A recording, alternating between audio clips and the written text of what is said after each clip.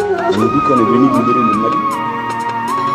Pourquoi arriver au nord du Mali, la France a interdit à l'armée malienne d'occuper tout le territoire. Pourtant, le président français avait dit l'objectif de l'opération Serval, 3 objectifs: détruire le terrorisme,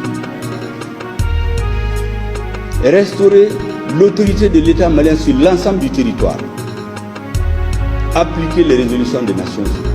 C'est ce qui a été dit à la face du monde. Mais l'opinion publique française, les Français, certains dont les enfants meurent, ne savent pas que c'est leur gouvernement qui a coupé le Mali en deux, créé un sanctuaire où les terroristes ont été s'allier et s'organiser pendant 2 ans pour revenir envahir notre pays. Ils ne disent pas ça à leur opinion. Ils jouent sur les sentiments.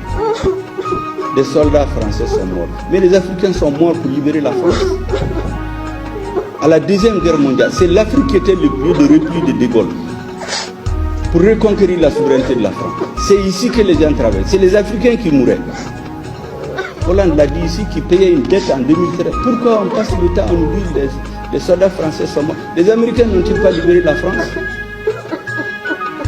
L'armée rouge n'a pas libéré une partie de l'Europe? Pourtant, quand les Français ont décidé que ce n'est plus nécessaire, ils ont dit aux Américains de partir. Est-ce que les Américains se sont mis à insulter les Français? Les soldats africains qui ont été libérés de la France, certains ont demandé leur simple droit en 1945, on les a massacrés à Tcharoun. Donc il faut qu'on arrête de jouer sur les sentiments et nous faire la leçon. Personne ne peut faire la leçon au gouvernement malien, surtout pas des leçons de morale. Notre pays est profondément lié à la France par l'histoire.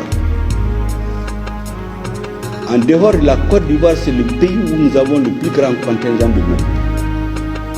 En dehors de la communauté algérienne, les Maliens sont les plus nombreux en France. Leur appui à notre économie, leur poids dans notre société, sur le plan économique, culturel, c'est plus important que l'aide de la France au Mali. Si vous pensez qu'un gouvernement responsable, avec les liens historiques, les liens stratégiques et militaires que nous avons, nous allons nous lever comme ça pour dire des choses qui leur plaisent. Mais on ne peut pas nous vassaliser, on ne peut pas transformer le pays en esclave. Ça, c'est terminé. Il n'y a pas de zone d'influence. En tout cas, le Mali ne fait pas partie de la zone d'influence d'un pays. On a partagé l'Afrique le 28 février 1985 en zone d'influence. Nous ne nous considérons pas que nous sommes dans la zone d'influence. Nous sommes dans la zone d'influence du monde. Donc personne ne peut traiter les problèmes du Mali par procuration. Personne. Nous ne changerons contre rien.